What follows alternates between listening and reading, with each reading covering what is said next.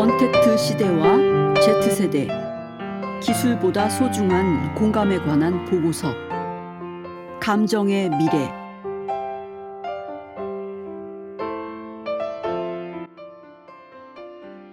작고 네모난 화면 안에서 터져나오는 차별과 혐오, 비난의 목소리들. 인터넷의 등장은 곧 전 세계에 있는 사람들과 대화를 가능케 했다. 그러나 곧 온라인 안에서 벌어지는 인종차별, 여성 혐오, 불특정 다수를 향한 비난, 그리고 사기와 같은 새로운 현상들 역시 뒤따랐다. 온라인상에서는 지구 반대편의 사람들과도 공감대를 형성할 수 있는 만큼 누군가의 분노, 억울함, 공허감, 그리고 우울함과 같은 부정적인 감정들 역시 경험할 수 있다. 온라인 교류를 통해 새로운 친구들과의 교류를 즐길 수도 있지만 누군가에게는 온라인 세상이 고통 그 자체다. 오늘날 인터넷은 새로운 형식의 의사소통을 점검하는 실험대이자 전쟁터가 되었다.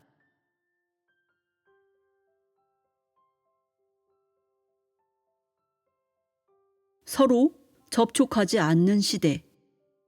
어떻게 타인의 감정에 공감할 것인가? 보고, 듣고, 쓰고, 말하고, 느끼는 방식을 새롭게 정의하고 있는 4차 산업혁명 시대의 기술들은 과연 인간과 인간이 서로를 이해하고 소통하는 데 얼마나 도움이 되고 있을까?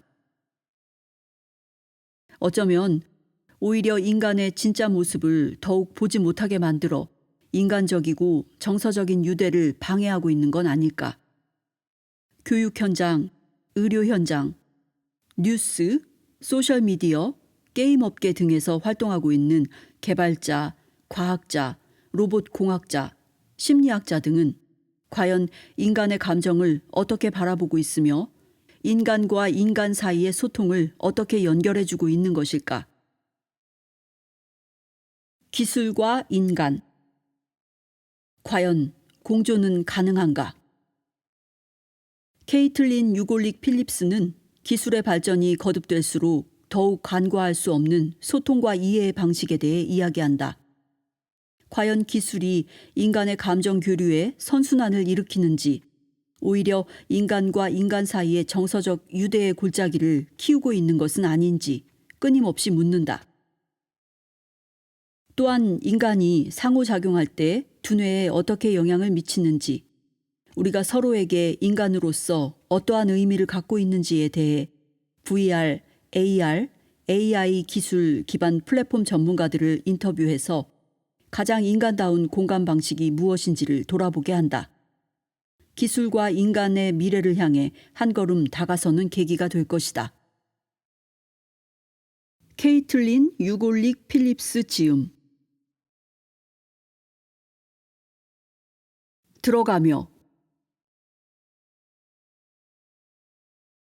우리는 소통하고 있지만 사실 어떤 감정도 나누고 있지 않다. 기본적으로 공감은 다른 사람의 감정을 상상하는 능력이며 미국 문화에서는 종종 분열의 구원자로 묘사된다. 상대방을 이해할 수 있으므로 덥석 화부터 내지 않고 창의성을 더 발휘하며 전반적으로 더 나은 사람이 되게 해준다는 논리다. 그래서 만병통치약처럼 들리는 때가 많다. 하지만 공감은 그보다 더 복잡하다. 사람마다 정의가 다를 수 있다. 두루 사용되는 단어이지만 우리가 뇌의 작용을 잘 모르듯 공감의 작동 원리도 정확히 알지 못한다는 게 현실이다.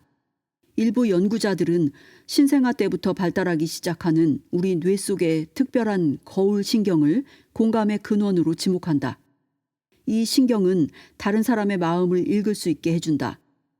생후 몇 달밖에 되지 않은 아기가 자기를 향해 미소를 짓는 사람에게 같이 미소 짓는 것을 생각해보면 이해가 쉬울 것이다.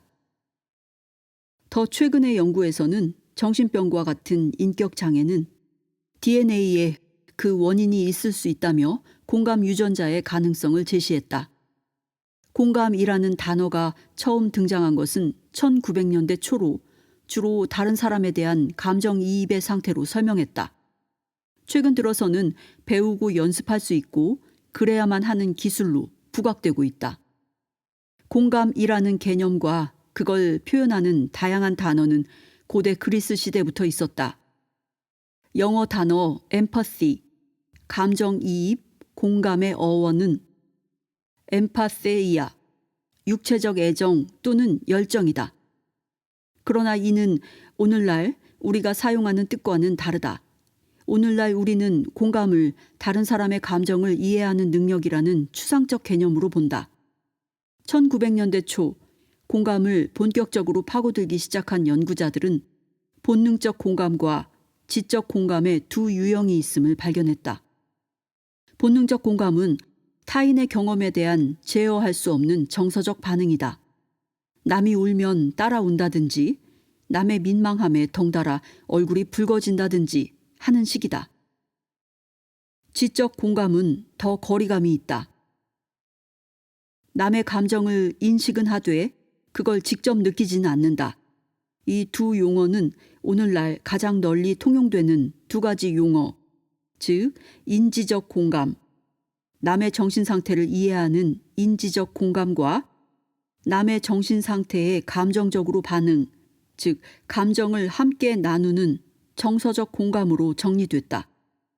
전문가들은 대부분 이 두 유형의 공감이 함께 작용한다고 믿지만 일반인들은 둘을 혼용하거나 공감을 동정이나 친절과 혼동하기도 한다. 그렇다면 차이는 무엇일까? 내가 생각할 때 동정은 누군가를 가엾게 여기는 것이고 공감은 같은 감정을 느끼는 것이다. 공감의 힘. 보통 공감은 남의 입장이 돼보는 것, 영어 표현으로는 남의 신발을 신어보는 것이라고 말한다. 이 말을 생각하면 나는 항상 어렸을 때 내 작은 발로 아빠의 큰 구두를 신고 봐, 나는 아빠야 라고 말하면서 온 집안을 돌아다녔던 게 기억난다. 하지만 아빠는 사이즈가 몇 배나 큰 신발을 신고 관심을 구걸한 적이 없었다.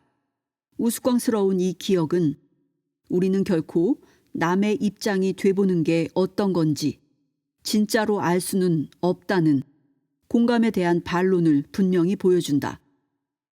다른 사람의 입장이 되는 게 어떤 건지 우리는 단지 상상할 뿐이다.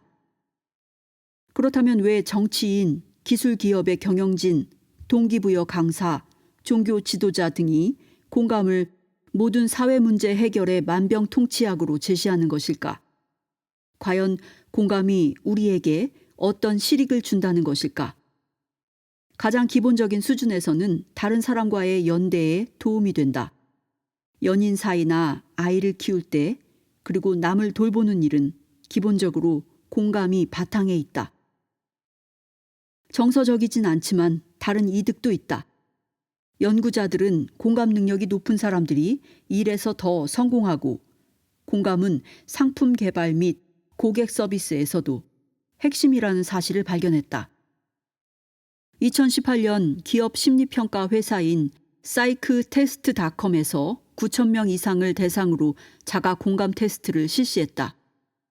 그런 다음 그 점수를 31가지의 다양한 능력별로 응답자의 실제 성과와 비교했다.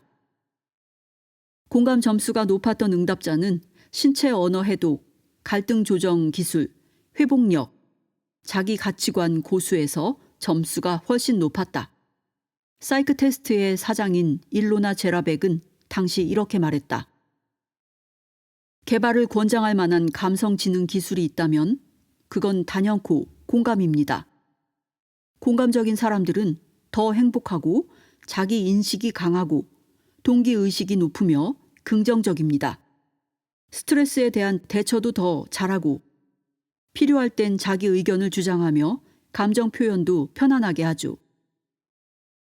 공감 능력이 없는 사람들의 점수가 더 높았던 영역이 딱 하나 있었는데 인정 욕구였습니다. 하지만 모든 전문가가 공감의 가치에 대해 이 정도로 확신하지는 않는다. 예일대학교의 심리학 교수이자 공감의 배신의 저자인 폴 블룸은 공감이 본질적으로 이기적이라고 믿는다. 공감은 자신과 비슷한 사람에게 긍정적 편향을, 그렇지 않은 사람에게는 부정적 편향을 가지게 만든다고 썼다. 공감을 배제하고 동정으로 바로 넘어가는 것이 세상을 진정으로 바꾸는 길이라고 그는 주장한다. 블룸의 연구에서는 이미 공통점이 있는 사람에 대해서는 공감하기가 더 쉽다는 것이 드러났는데, 이는 일정 수를 넘어서는 다수에 대한 진정한 공감은 힘들다는 기존 연구에 기반을 두고 있다. 가장 흔히 인용되는 예는 1987년 고문의 뒤뜰에 있는 우물에 빠졌다가 50여 시간이 지나 구조된 18개월 아기 제시카의 이야기다. 이 사건은 케이블 TV에서 연속 생중계됐다. 바이럴 뉴스의 효시라고 할 수 있다. 사람들은 아기가 불쌍해 발을 동동 굴렀고 아기와 그 가족 그리고 구조대원들의 고통에 깊이 공감했다. 아기 제시카는 전국에 알려졌고 오늘날도 많이들 기억하고 있다. 나는 제시카가 우물에 빠진 이듬해에 태어났지만 미국 문화를 이해하는 데 필요한 단골 소재로 등장해 잘 알고 있다. 다시 본론으로 돌아와서 ABC에서 2년 후 모두의 아기 제시카 매클루어 구조하기라는 영화를 제작했다. 이는 다수가 영향을 받는 대규모의 비극에서 나타나는 연민의 붕괴와는 반대되는 반응이다. 대량 학살이나 대규모 기근 소식을 들으면 사람들은 기부금을 좀 보내겠지만 사건 상황을 케이블로 24시간 지켜보진 않는다. 감정적으로 너무 힘들기 때문이다. 전문가들은 사람들이 과도한 정서적 반응을 자동적으로 억제하기 때문에 이런 현상이 생긴다고 말한다. 하지만 블룸을 포함해 일부 연구자들은 대상이 된 사람들의 인종, 종교 또는 정치적 신념에 따라 사람들의 반응이 달라질 수 있다고 주장한다. 어떤 사람이나 집단이 나와 같은 무리라고 생각하면 정서적 제어가 풀리고 공감이 터져 나온다는 것이다. 나와 같은 무리. 국가적 혹은 국제적으로 중요한 결정을 내려야 하는 정치가나 NGO의 리더라면 블룸의 경고와 제안에 귀를 기울여 볼 만하다. 지도자가 특정 시민들에게 과도하게 공감하고 다른 시민들에게는 덜 공감한다면 사람들은 그 지도자가 또 다른 감정이나 기술에 사로잡혀 있다고 생각할 것이다. 그러나 보통 사람들이 공감을 불신하거나 무시할 수 있을지 혹은 그래야 할지는 사실 잘 모르겠다. 내가 이야기해본 많은 전문가들도 마찬가지였다. 사실 공감에 대한 관심이 너무 적어서 다들 걱정이다. 온라인의 친구, 그리고 현실의 친구.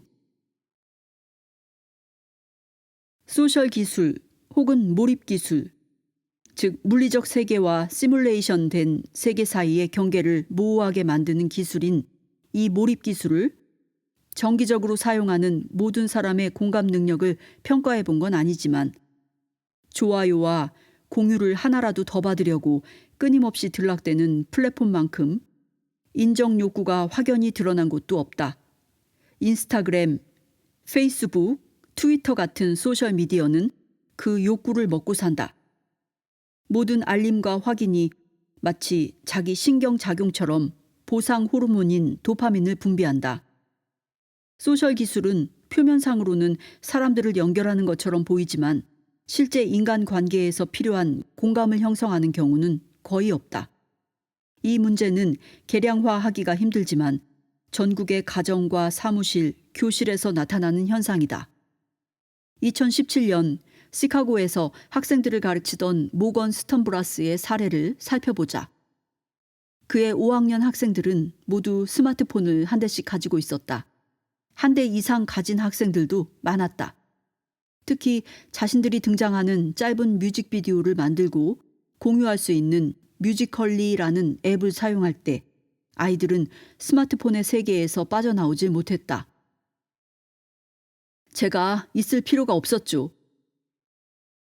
사실 그녀를 더 성가시게 만든 건 아이들이 끊임없이 메시지를 주고받으면서도 대화하는 방법을 모른다는 것이었다. 기술적으로 아이들은 항상 소통하고 있었지만 사실 어떤 말도 하고 있지 않은 거나 다름없었다. 뮤지컬이든 사진 및 동영상 공유 앱 스냅챗이나 문자든 아이들은 끊임없이 소통하고 있었다. 하지만 스턴브라스는 아이들이 대화의 내용보다는 빈도에 더 집중한다는 것을 발견했다. 메시지를 며칠이나 계속 주고받는가를 게임하듯 경쟁하는 스냅챗의 스트리크 기능은 질보다 양을 중시한다. 스턴브라스는 이런 기술이 수업을 방해하는 건 물론이고 사회적 기술도 위축시키지 않을까 걱정한다. 교실에서 친절이나 공감과 같은 소프트 스킬을 가르칠 때 기술을 어떻게 사용했는지 물어보려고 그녀에게 전화했을 때 이야기는 결국 학생들이 얼마나 기술에 집착하는지로 귀결됐다. 어느 날 학생들을 5조로 나누어 존중이나 정직성 같은 사회 정서적 관념에 관한 포스터를 만드는 간단한 과제를 줬다고 한다. 아이디어 공유를 도울 만한 대화 주제를 적은 종이를 조마다 나눠주고 1시간 동안 완료하도록 했다. 그녀는 몇 달이 지난 지금도 여전히 화가 치미는 듯했다. 포스터에 색칠만 하면 됐죠. 과제 중에서 가장 기본이에요.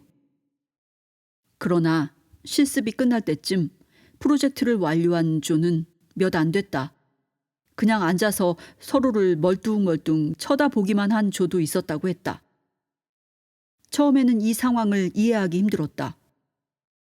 밀레니얼 세대인 나는 다마고찌부터 게임보이 컬러에 이르는 휴대용 디지털 장난감과 게임의 호황기 속에서 성장했다.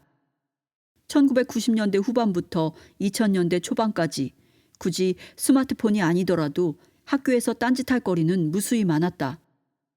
그래도 10대 청소년답게 엉성하게라도 조별 과제는 완수했었다.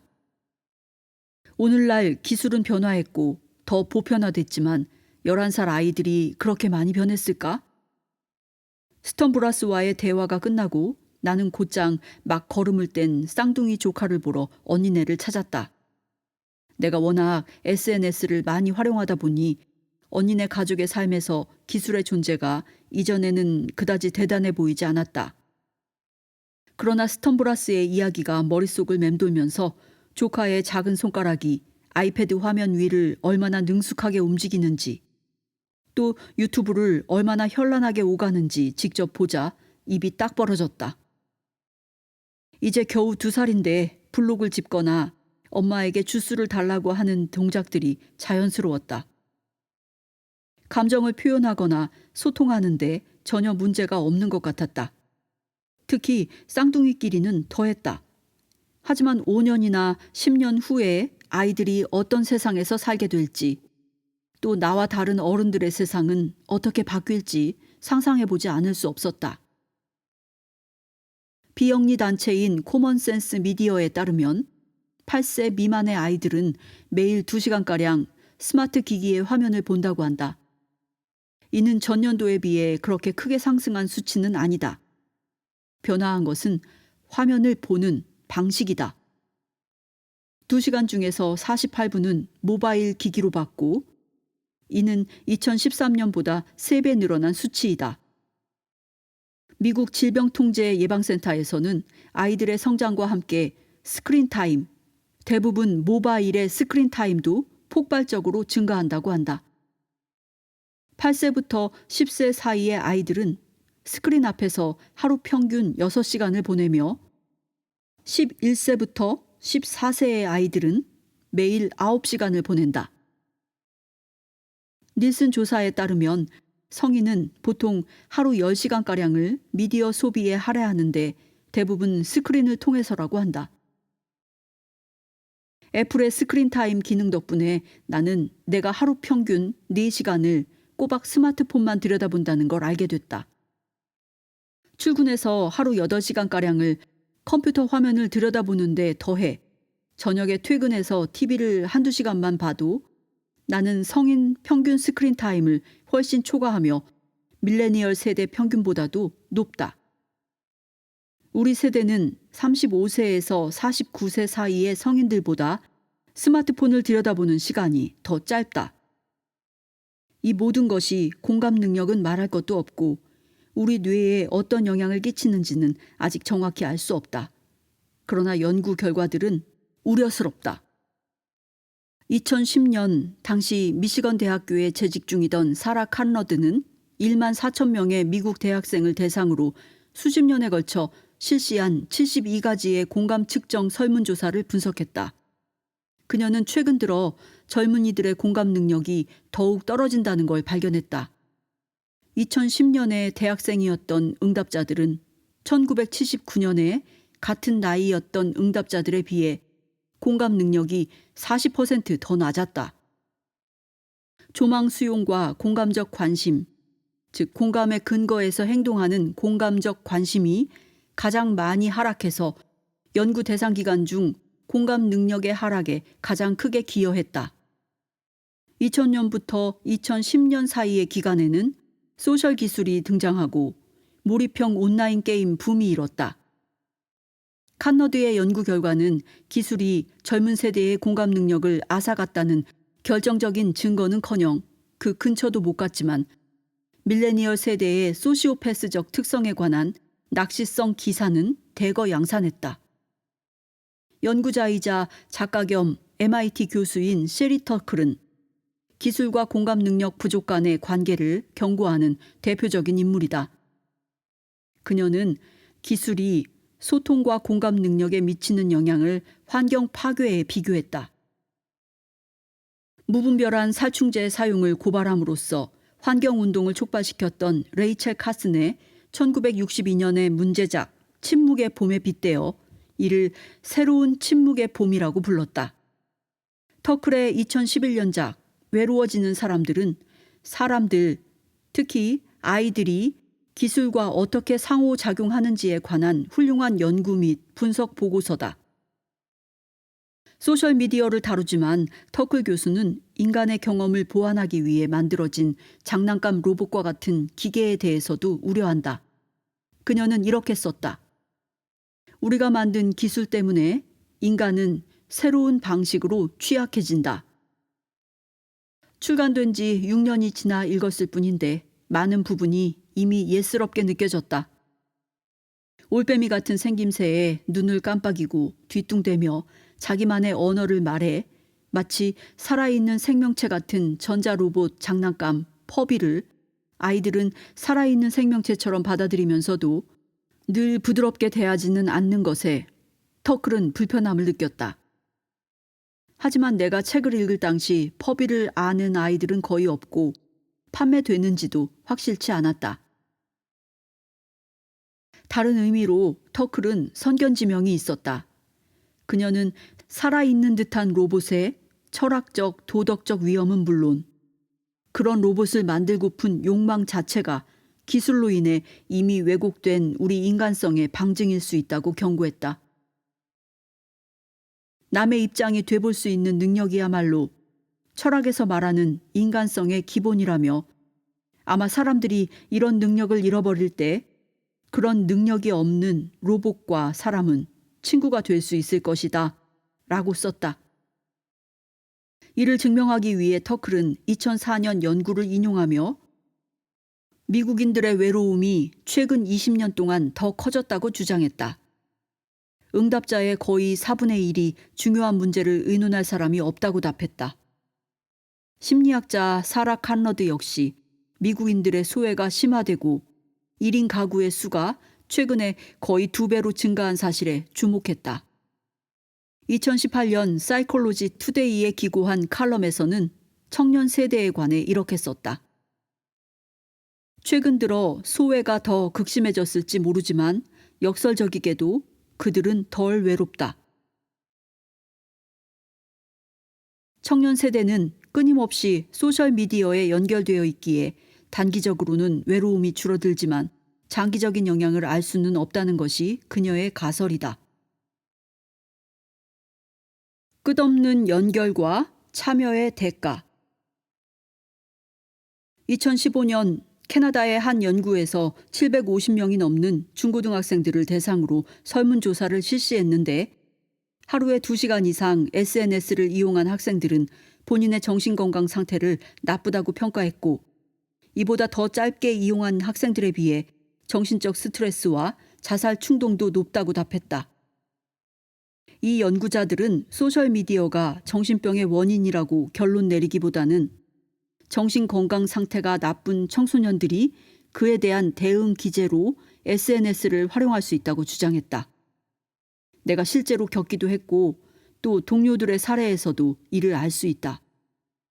글쓰기, 정신건강, 자기 몸 긍정주의와 관련된 페이스북과 인스타그램 커뮤니티에서 활동하면서 일부 회원들과는 SNS를 통해서만 인간관계를 유지하고 지원을 나눈 적이 있었기 때문이다.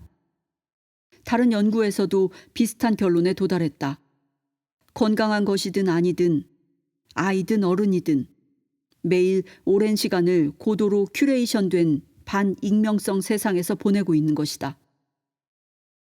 2017년에 발표된 한 연구에서는 소셜미디어를 몇 시간 사용하느냐보다 어떻게 사용하느냐가 정신건강 상태에 가장 큰 영향을 준다는 결론을 내렸다.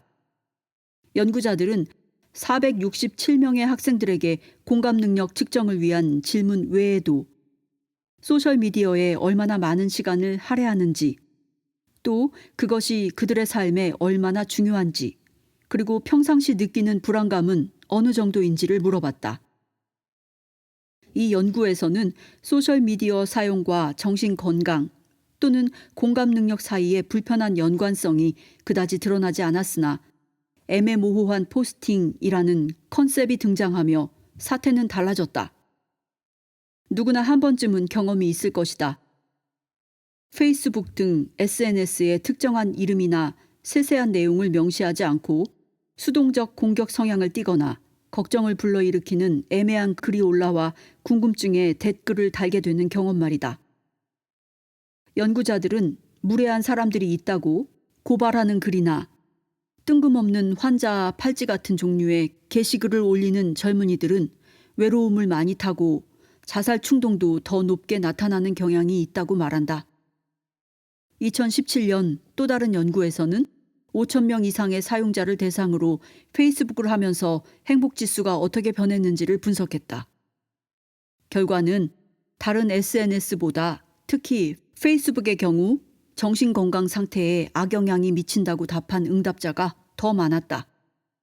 오랜 시간 SNS를 하지 않는 사람도 공감 능력을 떨어뜨리는 소셜 기술의 영향을 받아본 적은 있을 것이다. 요즘은 누구나 스마트폰을 쓰기 때문에 스마트폰을 들여다보느라 가치 있는 사람을 소홀히 대하게 되는 퍼빙 현상을 겪게 된다. 2018년 켄트 대학교에서 실시한 연구에 따르면 단 둘이 있는 상황에서 퍼빙을 당하면 그 사람과의 관계에 대한 실망이 더 커서 그 상대방의 소통 기술과 공감 능력을 더 낮게 평가하는 것으로 드러났다. 아동정신연구소와의 2014년 인터뷰에서 임상심리학자이자 디지털 시대 위기의 아이들의 저자인 캐서린 스타이너 어데어는 온라인에서 고립돼 있지만 외롭다고 느끼지 않는 젊은 세대의 소통 처리 경험을 말 못하는 사람에 비유했다. 인간이라는 종은 사회적 단서를 읽는데 잘 단련돼 있습니다. 아이들이 결정적인 사회적 기술을 놓치고 있다는 것은 분명합니다. 어떤 면에서 문자와 온라인 소통은 모두를 말 못하는 상태로 만들어 신체 언어, 표정, 가장 최소한의 목소리를 통한 반응조차도 볼 수 없게 만들고 있습니다. 나는 어른이 돼 그 대가를 몸소 체험했다. 가장 대표적인 예는 미주리주 퍼거슨에서 일어난 마이클 브라운 사망 사건에 대해 내 말문을 막은 현직 경찰이자 옛 동창의 사례다. 직접 만나 이야기했다면 내 면전에 대고 넌 우리 경찰의 행동에 대해 뭐라고 말할 권리가 없어 라고 소리칠 수 있을까? 그렇게 가까운 상황에서 우리 둘 중 누구라도 이 문제 자체를 꺼내기나 했을까? 고등학교 다닐 때 서로 알던 사이였다면 그런 얘기를 나눌 수 있었겠지만 지금은 얼굴을 보며 논쟁한다는 게 무례하게 느껴졌다. 내 공개 게시글을 읽고 그 친구는 지적당한다고 생각해 기분이 나빴겠지만 나는 그를 비판하려는 의도가 아니었다. 글을 쓰면서 그 친구는 물론 내가 아는 다른 어떤 경찰도 상정한 바 없었다. 안타까운 죽음을 맞은 젊은이와 그와 비슷한 처지에서 생명의 위협을 느끼는 수백만의 사람들에 대한 의견을 쓴 것뿐이다. 동시에 그 동창은 나도 몰랐던 내 게시글의 어떤 부분에서 화가 폭발했다. 왜 본질을 못 본 것일까? 나는 궁금했다. 그 친구도 나에 대해 마찬가지 생각을 가졌을 거란 사실은 한참 시간이 흐른 뒤에야 깨달았다. SNS상의 공방에서는 둘 다 질문이나 교훈을 얻을 여지가 없었다. 진정한 취약성이나 솔직한 대답이 설 자리도 없었다. 나는 그저 내 페이스북 한 귀퉁이에 내 생각을 올릴 권리가 있다고 생각했고 그 친구는 그의 말에 따르면 우리는 동창이니까 나를 개인적으로 질책할 자격이 있다고 생각했던 것이다. 그렇게 한바탕 해놓고는 둘 다 잊어버렸다. 과거에는 실제로 일어났을 대화를 게시글로 올리고 좋아요를 누르고 스크롤하며 읽은 지 몇 년째. 이것은 어쩌면 가장 부자연스러운 소통을 향한 자연스러운 발전 같았다. 컴퓨터 화면을 노려보고 앉아서 그 페이스북 메시지를 받은 날부터 며칠 그리고 몇 주간 이 공방은 내 뇌리를 떠나지 않았다. 혹시 터클 같은 전문가가 했던 경고가 일리가 있는 건지 걱정되기 시작했다. 단순히 그 동창과의 일회성 사건이 아니었다. 매일 SNS에서 비슷한 일이 일어나고 있었던 것이다. 일부 사람들이 온라인에서 매일 겪는 것에 비하면 내 경험은 세 발의 피다. 우리의 새로운 소셜 기술 문화 때문에 친구는 물론 생판 모르는 남도 가장 저속한 말로 공격할 수 있게 됐다. 여성과 소외계층은 특히 이런 인터넷 공격에 취약하다. 나 역시 온라인에서 차마 글로 옮기지 못할 온갖 욕설과 저주를 당했다. 그러나 좋든 나쁘든 유명세를 타면 어그로의 공격은 기하급수적으로 늘어난다. 바이럴 유튜브 시리즈로 유명해진 활동가 겸 배우 프란체스카 램지는 자신의 저서 순식간에 불붙는 사건에서 이에 대해 비판적 입장을 견지했다. 인종차별처럼 무거운 주제를 위트 있게 다루는 유튜브 영상에 달리는 악성 댓글에는 꽤 담담해졌다. 하지만 레리 윌모어의 나이틀리 쇼의 대본을 쓰고 고정 게스트로 출연하기 시작하면서 상황은 달라졌다. 내가 뭘 하든 내게 퍼붓는 괴롭힘과 분노를 멈출 수 없었다.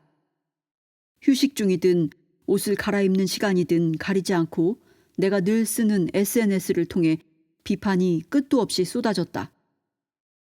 어그로야 무시하면 그만이지만 가끔 너무 심한 악플은 뭔가 방어를 해야겠다는 생각이 들었다. 아니면 최소한의 내 입장을 충분히 설명했다는 카타르시스만이라도 느껴야 했다. 함께 일하는 사람들과는 늘 관계가 좋았지만 거의 매일 화장실에 가서 혼자 울었다. 그러나 내 책에 앞으로 등장할 많은 사람들처럼 램지도 자신의 경력 기반인 소셜 인터넷을 떠날 계획은 없었다. 페이스북이나 트위터 같은 플랫폼은 무기를 오랫동안 내려두고 서로 다른 경험이나 견해를 이해할 만한 장이라기보다는 전쟁터에 가깝다. 서로를 공격할 기회는 많고 상대의 말을 경청할 에너지는 너무나 제한되어 있어 온라인의 시간은 대부분 방어에 쏟는다고 느낄 수 있다.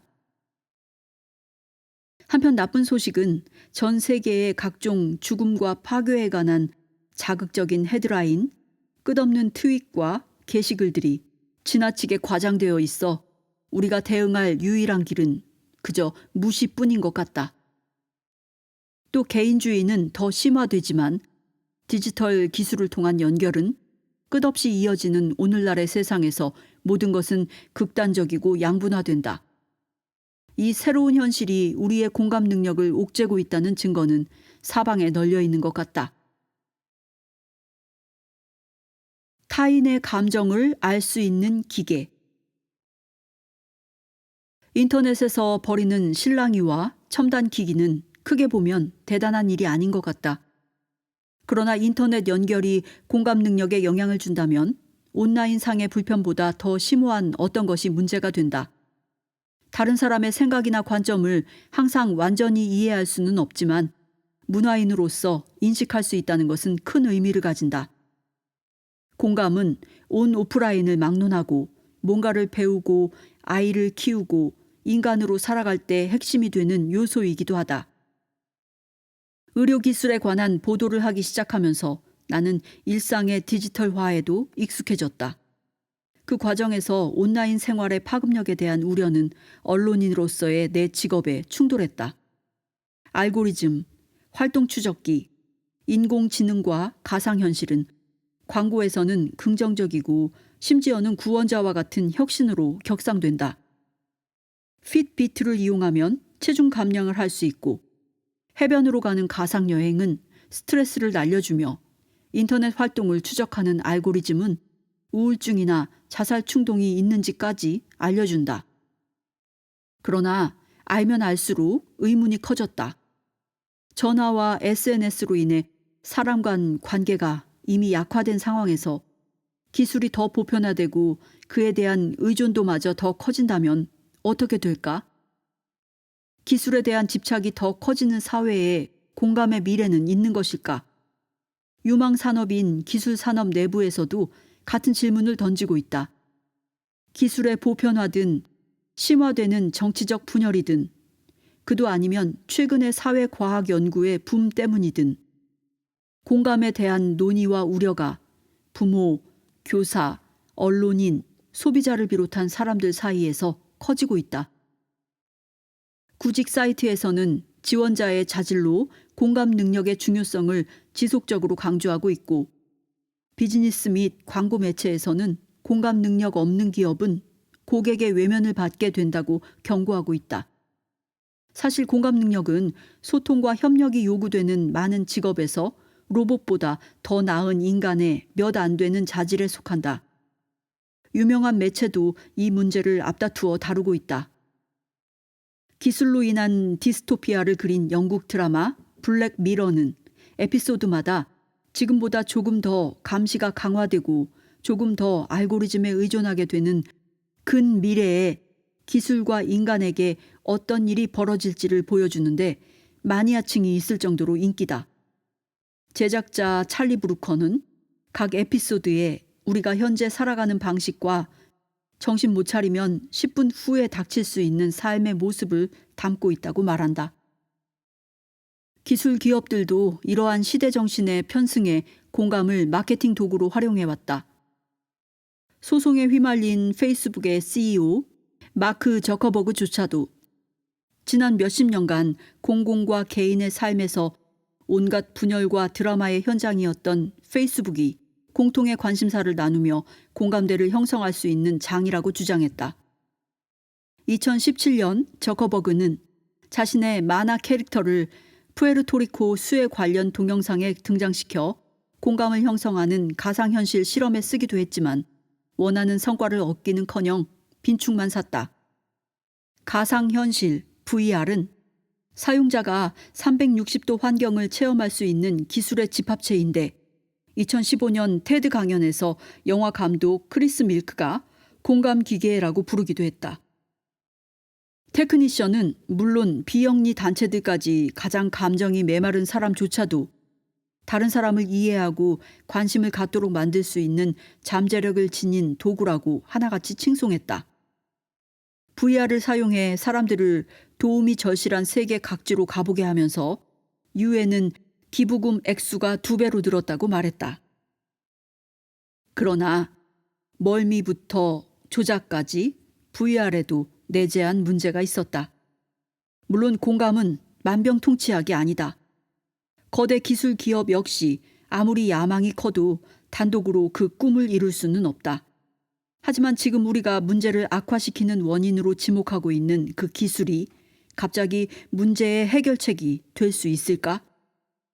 그렇다면 인간에 대한 시사점은 무엇일까?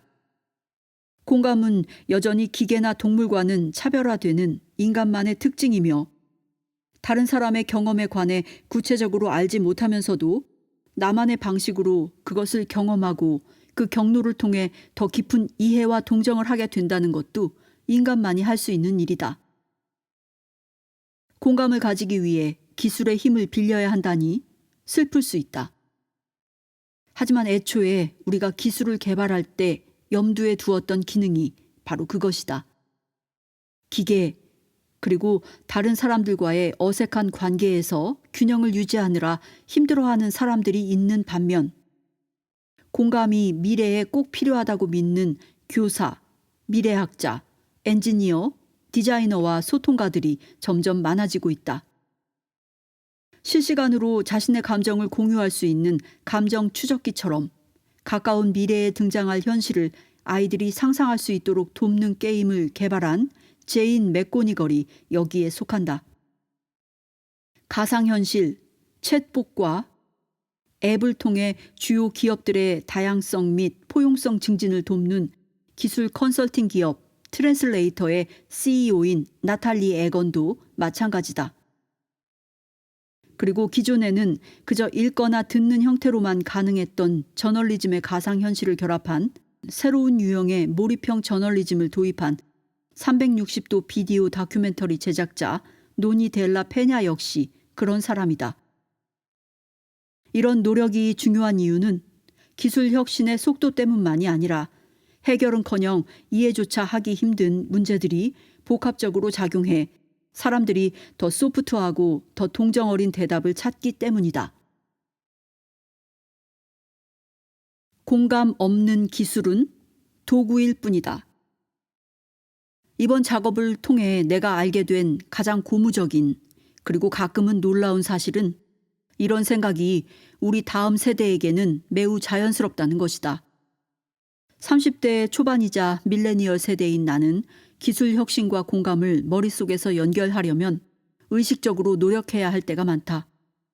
그러나 내 이후의 세대인 Z세대, 즉 아이젠에게 공감, 포용성, 취약성, 감정 문제 해결 등을 가르치는 기술은 굳이 머리를 쓰지 않아도 자연스럽게 받아들여지는 개념인 것 같다.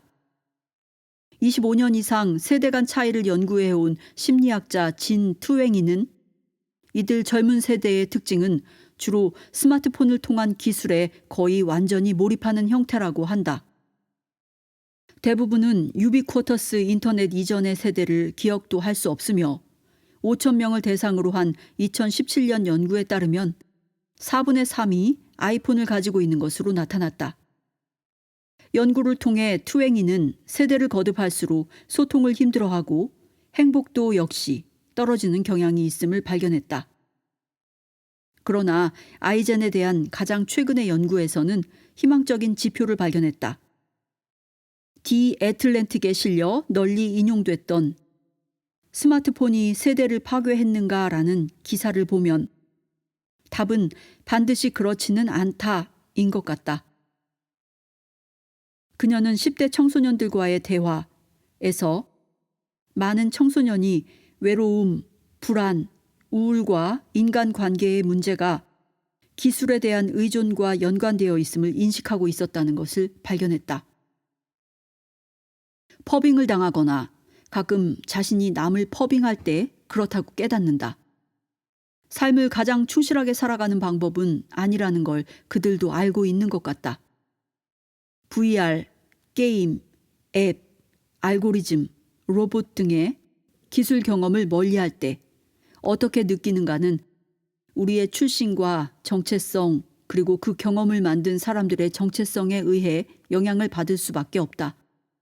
기술의 가장 반사회적인 영향을 극복하기 위해 기술에 더 의지하라는 역설은 뿌리가 깊고 이에 대한 해석은 기술 산업에 종사하는 사람마다 천차만별이다. 개발자와 사용자들에게 이 역설에 대해 질문하면 겸손과 희망이 뒤섞인 반응을 보인다. 게임, 봇, 즉 사람이 아닌 자동 소프트웨어가 운영하는 계정인 봇, SNS가 우리를 구원해 주리라고 믿는 사람은 거의 없다. 그러나 그로 인해 인류가 몰락하리라고 생각하는 사람 역시 거의 없다. 2018년 기술회의에 참석한 8학년 웰렐라 솔로몬이 인공지능에 관한 질문을 받았을 때 했던 대답은 가장 대표적인 반응이다. 기술은 도구다. 따라서 우리가 지시하는 대로 할 뿐이다. 현재 우리가 사용하는 도구를 개발하고 운영하는 사람들 모두 실수를 많이 했다. 그리고 의도적으로 해로운 결정을 내린 적도 많다. 차세대 기술 개발자들에게는 그 궤적을 바꿀 수 있는 전례 없는 기회가 있으며 여기에서 공감이 결정적인 요소로 떠오르고 있다.